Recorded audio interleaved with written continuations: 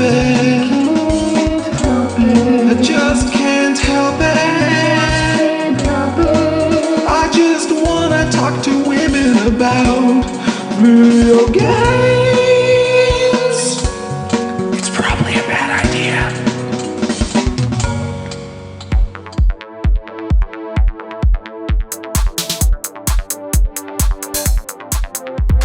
Celia, oh Celia.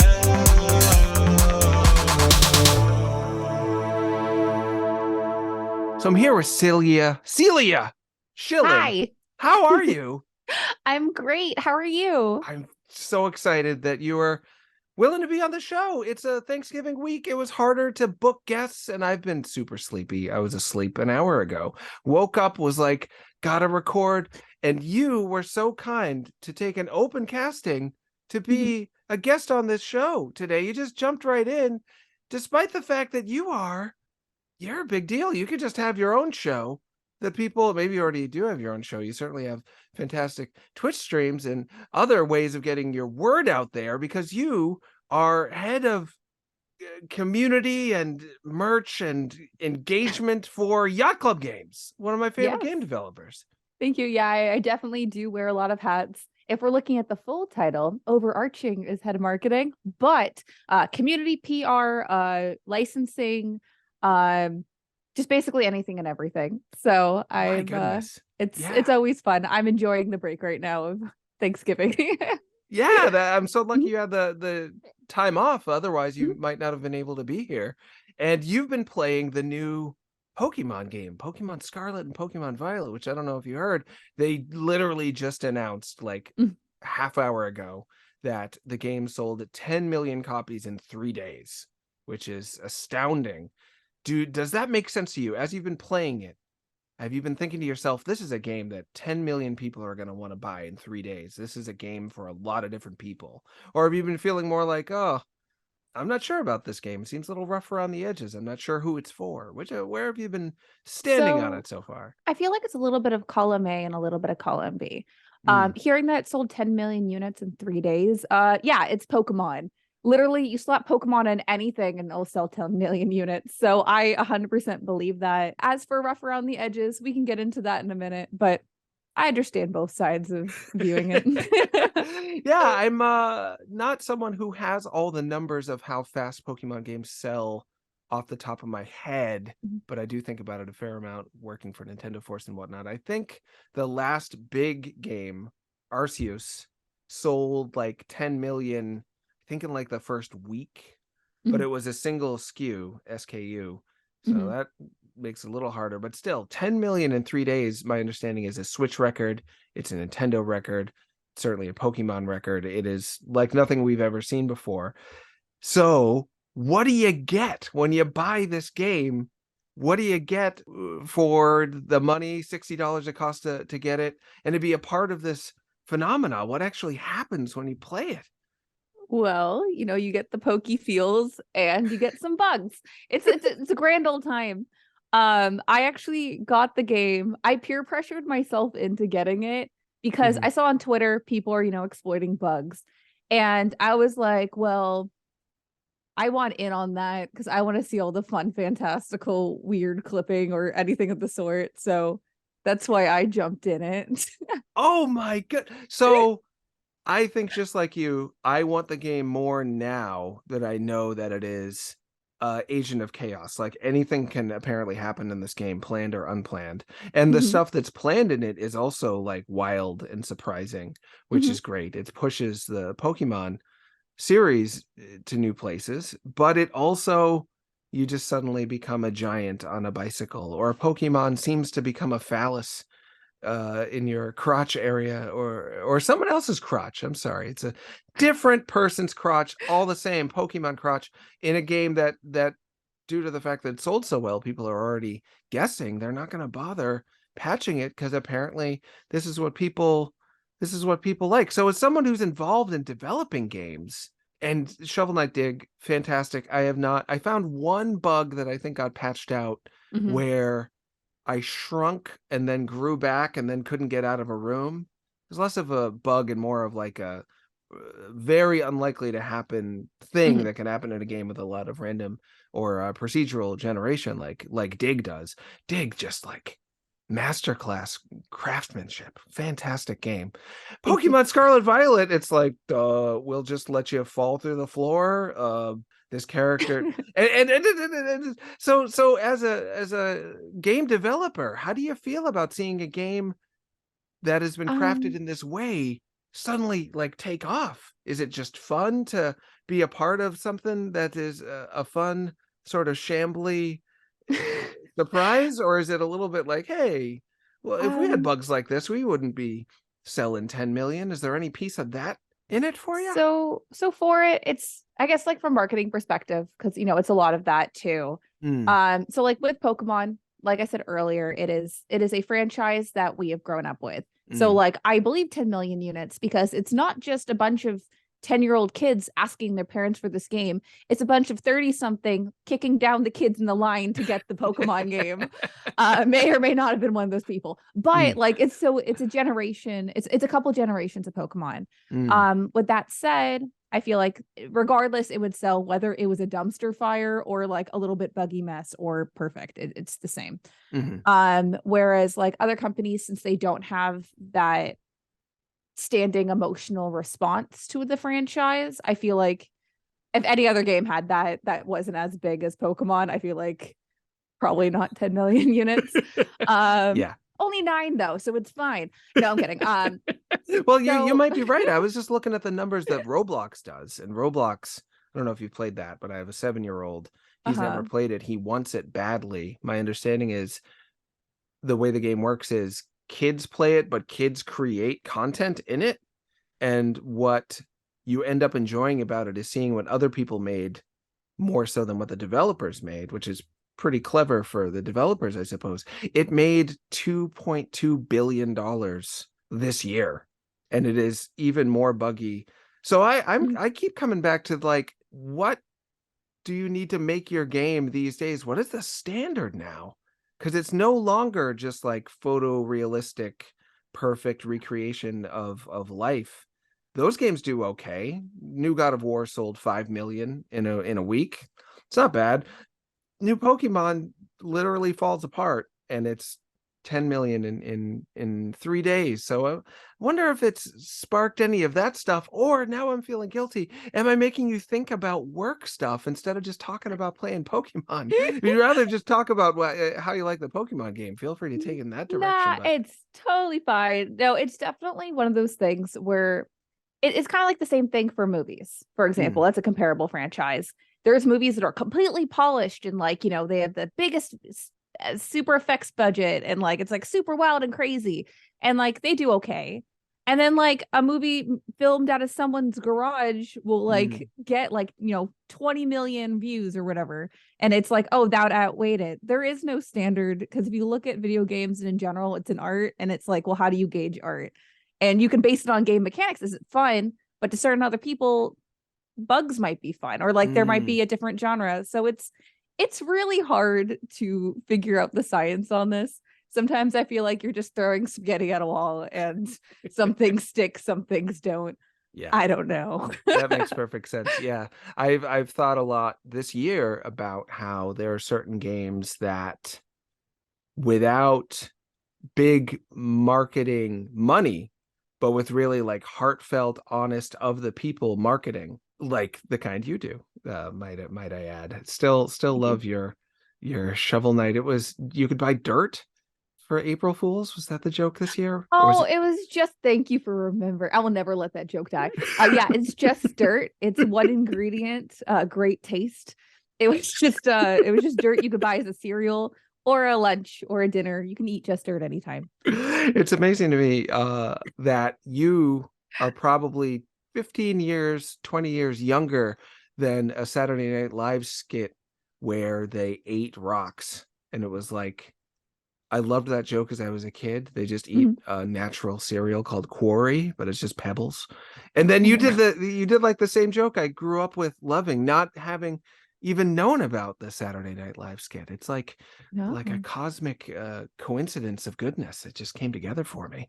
Thank you. I have to watch that skit now and then sue them for likeness. No, I'm kidding. Uh, even though they were before. Yeah, like Anyway, 20. semantics. So I feel like there is a way of connecting with people on a broad margin, and it doesn't always mean being big and impressive anymore. It Mhm. now is about touching on something that's going on that people may not even know what's going on. I think about Among Us a lot. Like, why did that suddenly that game makes huge money, Yeah. and it was out for a little while before it did, but it hit right when people started to be afraid that everyone was going to give them a lethal virus. And then it was a game about that sort of thing. So like hitting those moments, and Shovel Knight, I think about a lot too. It was a game that came out, the initial version, when people like loved the idea of a plucky, weird indie underdog Yeah. that was like, I'm going to use a shovel to fight. Don't do that. Like any sane person would tell Shovel Knight, like, bring a real sword or bring a gun or something. It's like, nope, shovel. And it worked, like we Mhm. wanted to get behind his wild optimism and not doing it by the book, which is like so much of what people like Mhm. about indie. With Pokemon, the appeal, I think, has always been like, what if I had the best pet ever? It's not been like these games break on you all the time, and yet like the brokenness is something you were attracted to, and I am too. Like Mhm. I wonder what it is about brokenness that made people excited about this game. Okay, so with Pokemon in general, it really spawned off like the 90s like collectible like Mm, collectathon of like, oh, we have to get everything. mhm. Literally gotta catch them all is like one of the slogans. So I feel like we're taking that energy and then doing it into finding all the bugs. Oh I my don't know. God. It's the same spirit, just slightly moved over. Yeah, uh-huh. Yeah, I don't what a know. incredible observation. And also like making your own jokes. Like I don't know if this game and its bugs would be so fun for people if you didn't get to like post them on Twitter and laugh together. Like everyone Yeah. is enjoying, and TikTok and all these other platforms I'm less familiar with. The other people are going to Hive now. I have to look into that. But there's so many ways to share your experience and laugh together at something you're not like in awe of how amazing. We're all not sitting around saying to ourselves, our lives have just changed. We're instead like enjoying a small, silly moment and sharing the Yeah. comedy in it.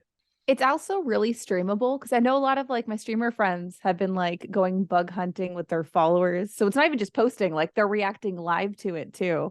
So that's really cool. But I Mm. think in general, the franchise Pokemon never takes itself too seriously. I've never seen them be like, well, they do make a Pikachu in a business suit plushie, but they're never like, stuff shirts and all that. So I think it kind of fits together, but I don't know. It's interesting. The internet's a wild place and people just find things funny. So Yeah, absolutely. Yeah, it's a yeah, neat yeah. little joke. The way you've described it as bugs has made me like so nerdily happy, and I've held it in until now, but now I can't help but say it. The creator, one of the co-creators of Pokemon, created it because he loved catching live Mhm. bugs. And you knew that already. And now people are catching the computer bugs, the glitches. Mhm. And I wonder if he's like proud of that. I wonder if he feels like it's really carrying on the spirit. I hope so. He'll probably never tell us, but we can He hope. We just haven't even talked about the game. Can you tell me about how far you are in the game and if you're enjoying it? Okay, so I got Pokemon Scarlet. I have currently I have 3 badges. I am about to go into the second fort, and I also have killed 2 Titans. Oh wow. Not killed, but I just beat the worm last night. I stayed up till like 2 in the morning playing that game. Um, I am really enjoying the game for different, I guess, reasons. So like the Hmm. last Pokemon game, I love Pokemon. But the last Pokemon game I was like really, really into was like Pokemon Emerald, like Ruby, Sapphire, Emerald. Oh wow. That was Okay. like the last time I was like, I'm going to catch them all. I'm gonna like, I don't care about my team and not just use one of them. I was really hardcore still in Pokemon. And I think it was like when I saw that like the advertisements for this, I was like, oh, cool. All the starters are cute. and they're in a school. I don't know. It was just set up so like anime-esque. I was like, okay, I guess I'm gonna buy this game. Uh, Um, and it's been really fun for me. And it's like on different parts. Like I'm really enjoying finding the bugs, like seeing like the walls glitch and like as like they render through, or like my Pokemon will randomly clip out and disappear. And I'm like, where did Fuecoco go? I don't know. But it's dope. So I just think it's funny. But also like for the actual game, I just feel like it's so fun. It's like the console game that I imagined for the GameCube when I mm, was a kid. You know what I mean? When you're like, oh, we could have a console Pokemon game and that'd be so cool. And I know we got Coliseum. Coliseum Yeah. XD or whatever. But we had that, but it was fun. But like what I imagined in my head was what I'm playing right now. So I feel like I'm forgiving because I went in there expecting bugs. It wasn't like I went in being like, this is going to be a flawless handoff adventure. You know, it was like, oh, I know that there's bugs. Let's go find them. Right. So I am having so much fun. Like since I'm a few generations, a lot of generations late, like I'm rediscovering new Pokemon and I'm like, oh, who the fuck is that? And I like run over and I go to catch him. And like, I don't know, I like nicknaming my Pokemon. I named my Fido Pizza Hut, and I have a Psyduck named Jessica. It's so unsettling to name them people names, and it's really fun for me. And my I have one other Pokemon. It's like the dog, the grumpy dog one that's included in the plot. Oh, sure, sure. Yeah, I don't remember his real name. I named him Piddles, and like I love Piddles. So yeah, that's my review of Pokemon. It's lit. How about you? Are you having fun? I haven't bought it yet. I'm Oh planning to wow, get it. poser. Yeah, I know. I feel so out of the loop. And I was unsure about it. I fell off Pokemon in Generation 5. I caught them all up until Black and White. And then when they switched to polygons, I got less interested. Yeah. But I did love Coliseum, and I am a huge GameCube graphics and just era, the whole aesthetic, the feel of it. So for you telling me that it makes you feel like GameCube again makes me feel like I was already moving towards buying it. Now I feel like I really have to, It really because feels like a GameCube game. and I love the fact that, and this is probably just me, I feel like my whole world is slightly broken these days. Like things aren't going in a normal way still. I'm still shocked. So going back to the days of somebody crafted a broken world and you can try to get through it anyway, even though it's broken, like really appeals to me. And I felt that way about Coliseum. Coliseum is a super illogical game. You fight a guy, Mirror B, his name is. He's just a giant disco. Oh my God, Mirror B. Okay, so I could never remember his name. So I was Uh-huh. about to say, do you know who Disco Stew is? Because I called him Disco Stew for like the past 10 years. So Yeah. or 15, when did that game come out? Oh Oh, God. geez. Yeah. 20 years ago, maybe. Yeah, never mind. 20 years. Yeah, Disco Stew is just in our hearts forever. Yeah, absolutely. Absolutely. Yeah, I couldn't agree more. Well, that's all of the questions I had about Pokemon. Is there anything else you want to share with us? We got to make sure we plug you. You're Oh, Celia BEEE, 3 E's on Twitter. yes. Celia B with 3 E's on Twitter. I've been playing a lot of Pokemon and posting it, so you could check out my content there. Also, you can check out at Yacht Club Games. I've been sharing a lot of Shovel Knight Dig content, which is our really recently released game on Apple Arcade, Nintendo Switch, and Steam.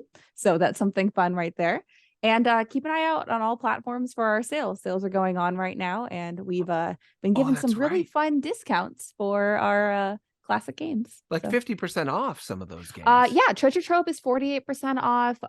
Cyber Shadow is 25% off. Shovel Knight Pocket Dungeons 20% off. We're doing some really good sales and the games are really fun, so delve in. So yeah, wholehearted recommendation. Thanks so much for being on the show.